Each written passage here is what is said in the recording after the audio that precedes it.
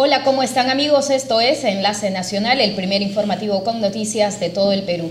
En esta oportunidad tenemos la grata visita del doctor Martín Clendenes, coordinador de la Estrategia Nacional de Enfermedades Metaxénicas. En realidad lo hemos citado por un tema preocupante y porque ya, por ejemplo, en Pucallpa se han registrado 12 muertes a causa de la enfermedad del dengue. También en Chimbote, el fin de semana en Ica, 2 personas han sido contagiadas y en Madre de Dios, una persona fallecida. ¿Qué podemos hacer? ¿Qué estamos haciendo para detener esta enfermedad, doctor? Bien, muchas gracias en primer lugar por la invitación. Quiero mencionarles que desde un inicio de la alerta por dengue en el país, nuestra ministra de Salud, la doctora Midori de Javish, dispuso que varias misiones del Ministerio de Salud, en primer lugar, concurran a Ucayali, donde nosotros recibimos la notificación del aumento de casos a partir del mes de los últimos días de octubre y los primeros días de noviembre de este año, ¿no? Primero quiero empezar dando un marco general en relación a lo que significa dengue, el virus dengue y del agente transmisor, y luego referirnos puntualmente al tema Ucayali. Quiero mencionarles que el dengue en el Perú es una enfermedad endémica. ¿Qué significa esto? Que nosotros siempre vamos a reportar casos de endemia, de casos de dengue. Actualmente hay 17 regiones en el país que vienen reportando casos de dengue de enero a la fecha. Y el año pasado, solamente para mencionar una cifra, el Perú en total registró cerca de 30.000 casos y tuvimos en aquella oportunidad 30 fallecidos. Doctor, en ese sentido, ¿qué se está haciendo? Porque si ya sabemos que existe esta enfermedad endémica, entonces, ¿qué acciones está tomando el Ministerio de Salud y, bueno, también los entes subregionales en todo el país? Claro.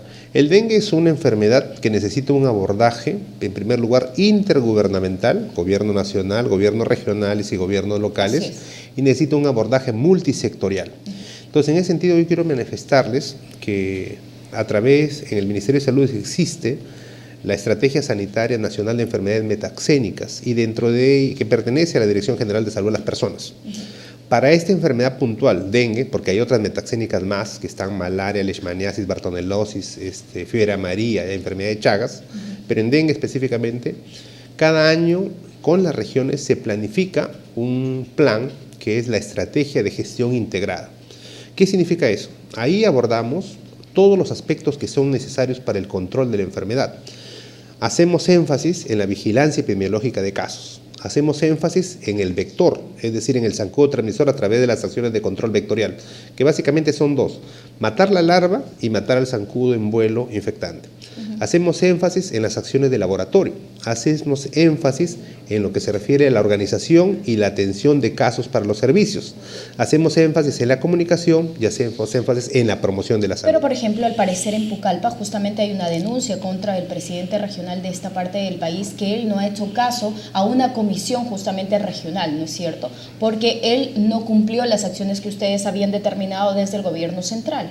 Claro, pero estas acciones no son acciones de hoy, no son acciones del último mes, son acciones desde que el ministerio se ha fundado y desde que existe la Dirección de Salud de las Personas. Bien. Existe un plan que las regiones tienen que cumplir en el marco de sus competencias, porque hablemos y diferenciemos las cosas. Una cosa es el nivel nacional con su responsabilidad de supervisión, otra cosa es el gobierno regional autónomo y las direcciones regionales de salud, como el caso Ucayali, dependen del gobierno regional para sus accionares. Entonces, ¿qué pasó ahí?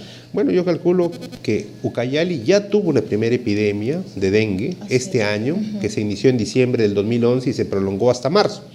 Después ha seguido reportando casos. Claro. Entonces, en algún momento, las acciones que le mencioné, estas 6 anteriores, tienen que seguirse ejecutando. Si estas acciones no se ejecutan de una manera articulada, de una manera concomitante, entonces va a haber de todas maneras un aumento de casos. Ahora, ese es por un lado. Pero no descuidemos el otro aspecto, que es el aspecto relacionado básicamente a la situación del clima. Si hay un aumento de temperatura, si hay un aumento de lluvias y si hay un aumento de la humedad relativa, lo que pasa es favorece el ciclo del desarrollo del vector, del zancudo. Normalmente, una zancuda pone en promedio 100 huevos. Sí. Esta zancuda puede vivir 45 días y puede volar 1 kilómetro a la redonda. ¿Cómo detecto además los síntomas? Si es que estoy enferma con... Para nosotros saber que una persona está supuestamente infectada con dengue, tiene que tener la siguiente sintomatología. Tiene que tener un dolor de cabeza bastante intenso, un dolor retroocular detrás de los ojos que se exacerba si uno mira hacia la derecha o hacia la extrema izquierda. Hay malestar general, hay fiebre y puede haber adicionalmente otros síntomas que artralgias y dolor de huesos. Con los síntomas de la gripe. Por eso, artralgias y dolor de huesos. Entonces, en ciudades o en lugares como Ucayali, Loreto, Amazonas, y que sería largo enumerar, una persona tiene esta sintomatología y sabiendo que el dengue es una enfermedad endémica, tiene que concurrir a un establecimiento de salud para que se le haga una valorización. Porque, ¿qué pasa? Hay 3 cuadros clínicos de dengue. Un dengue que les he escrito, que se le llama el dengue sin signo de alarma, un dengue con signo de alarma que tiene lo anterior, pero adicionalmente tiene un dolor abdominal muy intenso, empieza a ser sangrado por la mucosa, en el caso de la mujer, por la mucosa vaginal, y también empieza a ser trastornos de confusión de la persona. Y un dengue grave. Entonces, afortunadamente el 80% de los casos hace dengue sin signo de alarma. Un 18% hace dengue con signo de alarma que necesita ser hospitalizado para poderlo atender. Y hay un pequeño porcentaje, de 1-2% que hace dengue grave. De estos que hacen dengue grave, el 30% muere. Entonces, bajo esa óptica, nosotros tenemos que educar a nuestra población, primero, a que tiene que hacer acciones de prevención, promoción y sobre todo de sensibilización.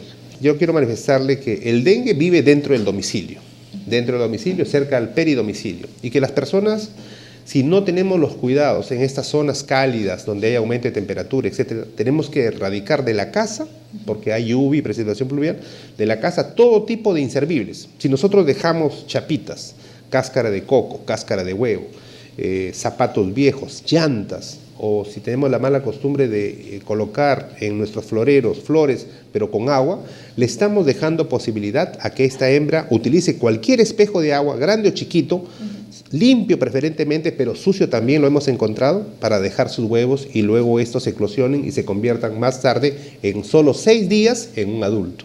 Pero, por ejemplo, lo que había pasado el fin de semana en Ica, 2 personas de Pucallpa que ya habían estado infectadas, han ido en busca de trabajo, se decía en una información, y entonces ahí han contagiado a más personas. ¿Eso es así?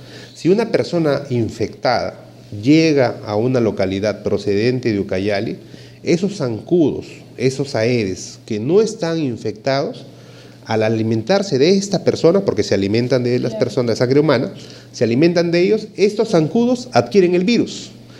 Pasan 5 o 6 días y estos zancudos, al picar a personas sanas, le transmiten la enfermedad. Ese es el ciclo de transmisión.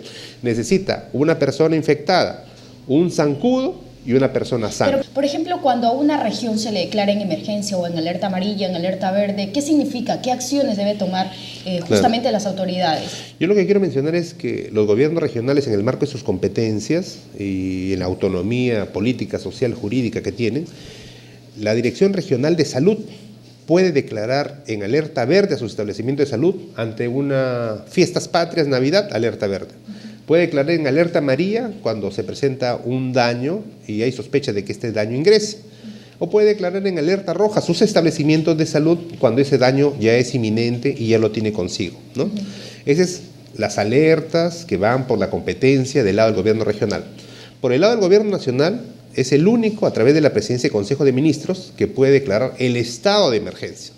Entonces, bajo ese marco, declararon en alerta amarilla, luego en roja, y luego el gobierno regional de Ucayali declaró también en alerta roja sus establecimientos de salud, pero fue el gobierno nacional que el 22 de noviembre lo ha decretado el estado de emergencia hasta el 31 de diciembre, que es el tiempo en el cual le van a dar todas las facilidades para poder hacer los trámites pertinentes en el control de la epidemia. Bien, doctor, muchísimas gracias. Estamos con el tiempo. Me gustaría seguir conversando, pues es un tema muy importante y preocupante a la vez. Muchísimas gracias por darnos estos alcances. Estuvimos conversando con el doctor Martín Clendenes, coordinador de la Estrategia Nacional de Enfermedades Metaxémicas. Nos vamos a una pausa, ya volvemos.